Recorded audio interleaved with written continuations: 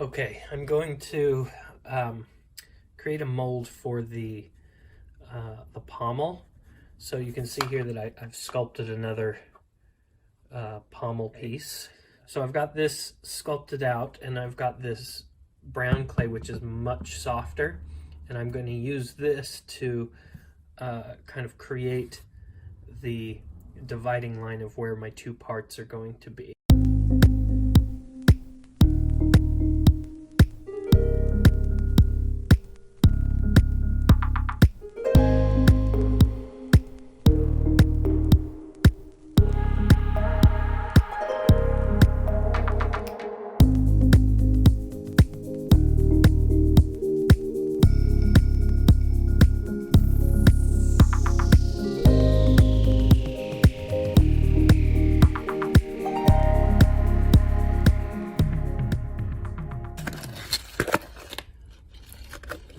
Follow it up with the regular plaster.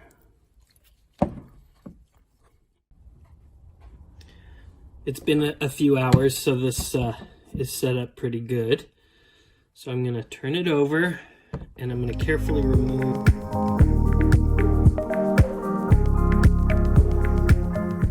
Awesome. So you can see the registration divots right there from the little balls that I put in. And now we need to do the second half. I am going to cover this with a thin coat of Vaseline so that the plaster doesn't stick, the new plaster doesn't stick to the old plaster. I've got the wall built up around it, and you can see this is my sprue where I'm going to pour in the molten metal. This is a vent to let air come up out of it. I'm going to go ahead and mix the plaster and pour it in now.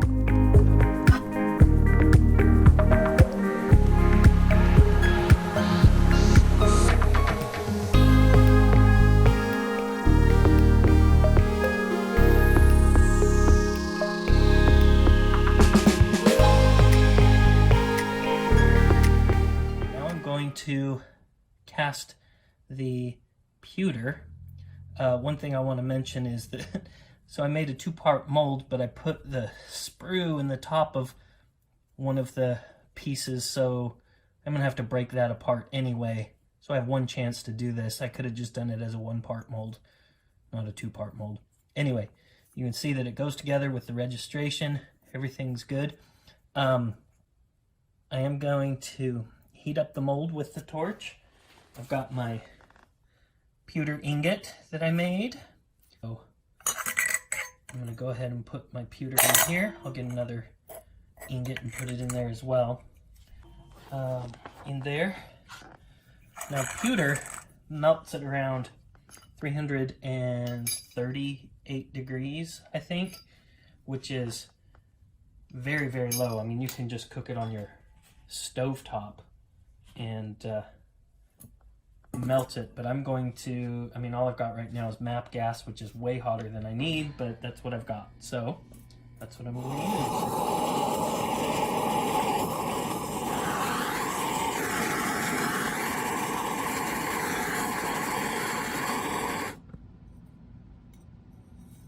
Scoop out the dross.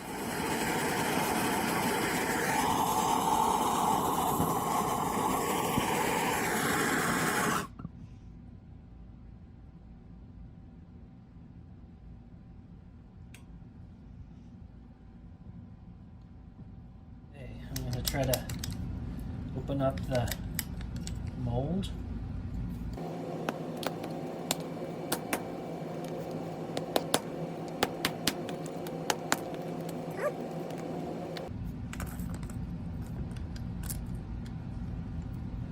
All right, look at that.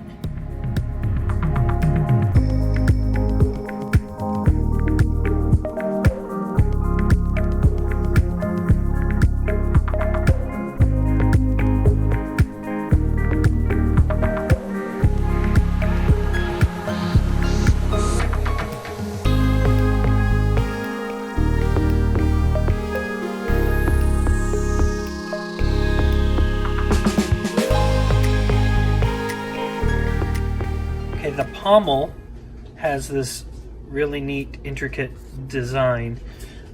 My pommel is it's tiny, and so I think I'm going to do a much simplified things I collect anytime I find it for super cheap or free, just like costume jewelry. And there's this little bracelet with these kind of goldish diamonds, so you can pry out the diamonds,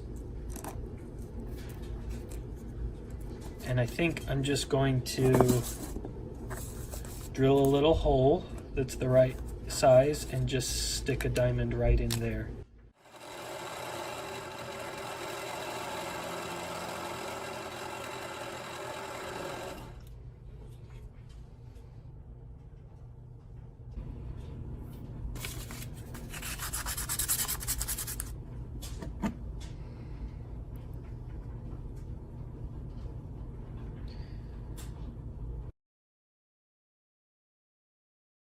So while I'm sanding the blade, I wanted to talk a little bit about this particular sword. So we know, first of all, that the sword itself was found by Thorin Oakenshield, the dwarf, with Gandalf and Bilbo Baggins in The Hobbit, the book or the movie. It was in the troll cave, the ones that Gandalf tricked into turning into stone. Gandalf found his sword, Glamdring, something like that. And Bilbo found Sting. Sting would be another person who's a hero. The music that he's created over the years, I don't really listen to it, but the fact that he's making it, I respect. Bilbo found Sting, which we know later on Frodo gets that one. And Thorin Oakenshield got this one. Now they take their swords to when they visit the elves, and they are told the names of each of their swords, that they were constructed by elves, and so they had like magical special properties. This one was called Orcrist, the Orc Cleaver, or Goblin Cleaver, I can't remember. Orc Cleaver, I mean it's Orcrist, so I think it's Orc Cleaver. This is Orcrist, the Goblin Cleaver. Goblin Cleaver. Now, when they were making the movie of The Hobbit, the swordsmith at Weta Workshop, who was who created the sword, didn't have a huge Have you ever had a dream that you want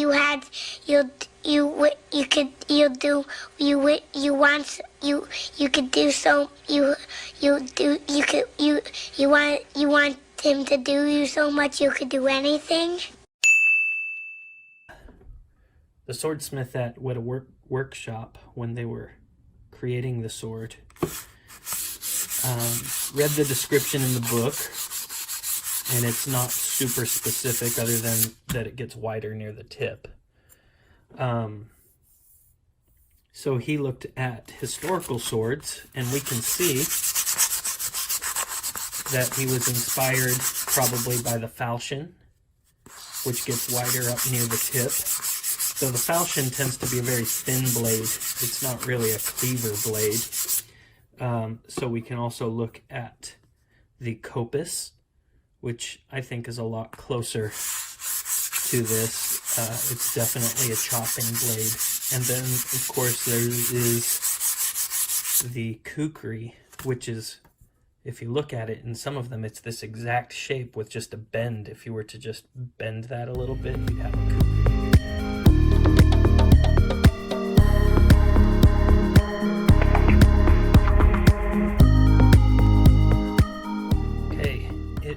polished and it's nice and shiny. Now I'm going to take this tape off and see if I succeeded in creating a difference. Oh, I did, yes. So you can see the difference in the blade.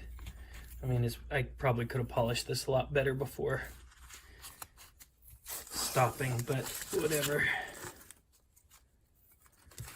Look at that. No doubt where that line is.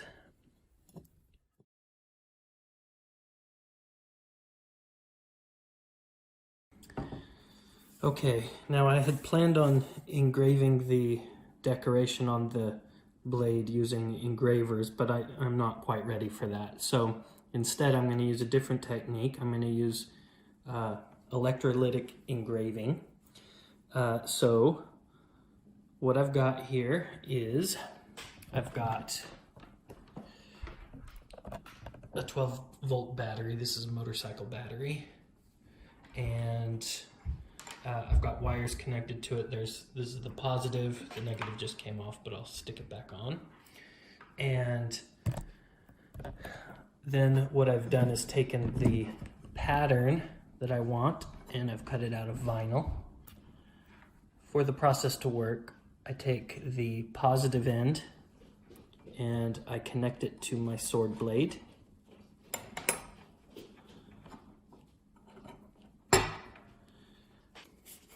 And what I have here is just a mixture of water, salt, and a little bit of vinegar. And I'm going to dip my paper towel in that and get all nice and wet. I want it damp. And now I'm going to connect the negative side to the paper towel. Okay. Now, I'm going to just touch the metal with this and it will start to sizzle.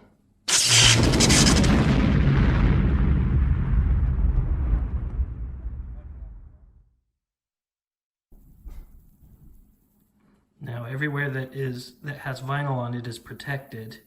You can start to see it kind of discoloring. So only the bare metal is being affected. And this will leave the pattern behind. I've spent a couple of minutes doing that process. If you look at this, you can kind of see the metal that's been picked up in the process. So now let's take the sticker off, see what it looks like underneath.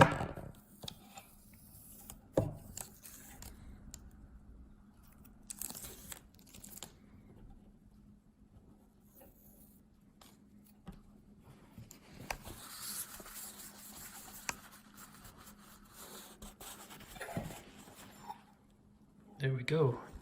It's literally etched. You can kind of see it, how it's etched in there. I can get my fingernail on it. All right, so you can see the etching in the blade and in the cross guard.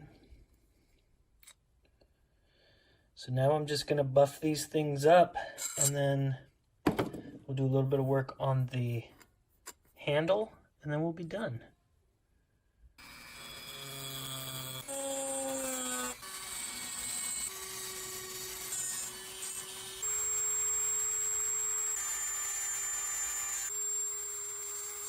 So here it is, engraved, carved out. I added some texture to it. It looks really good, but there's one big problem with it, and that is dragons did not brush their teeth. This thing looks too white and clean and new. So I'm going to age it a bit, and I'm going to do that using a technique that I use a lot for aging. I've got some acrylic paint here. Got a little bit of it right there. I'm going to put some more. This is raw sienna. This is burnt umber. And I don't have any ochre yellow, so I'll just use a little bit of bright yellow. And now I'm going to make the paint very watery, so I add a bunch of water. There's already some. Same thing for my yellow. I'm just gonna paint this on like this.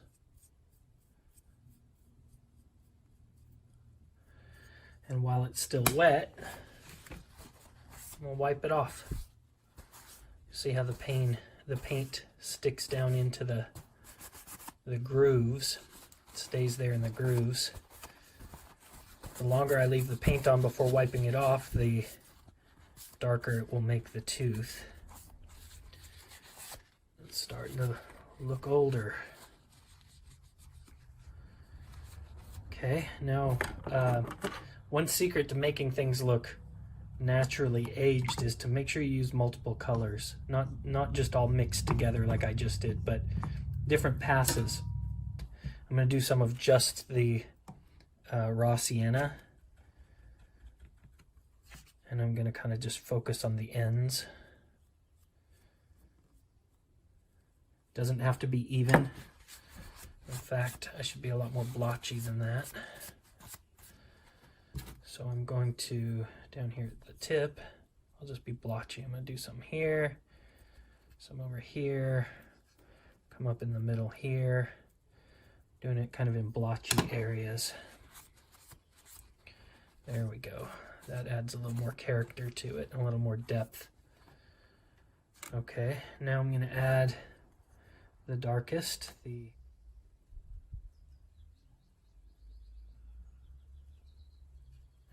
Now I've got to think also as I'm doing this, you know, even though it is a dragon tooth, it's been the handle of a sword for a while, and so there are some places that might be smoothed out a little bit because of just being touched for so much. And so I'm kind of going to leave this kind of center area with less definition. It also adds just a little bit of variation. And now this part right here gets hidden by the pommel, but the very tip we still see. So I'm going to actually put a lot of color in that.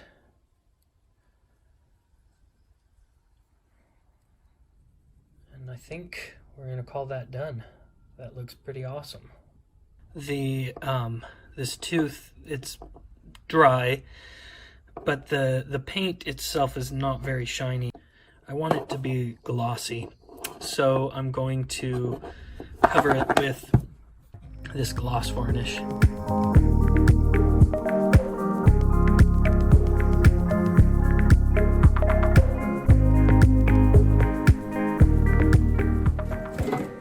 I'm done with each of the individual pieces, and so now it's time to assemble everything.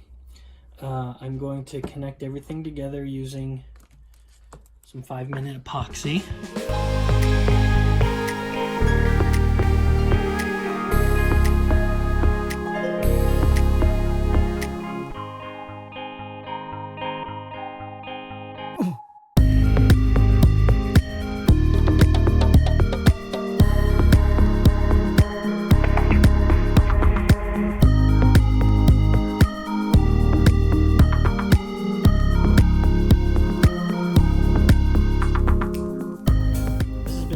Fun.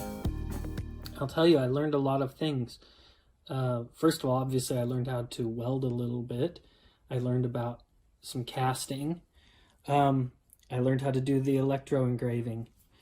So those are all new skills that I learned, but I also learned, you know, through trial and error. I learned from all my failures how not to create molds, how not to do a lot of things, and so that's just as valuable as learning something new.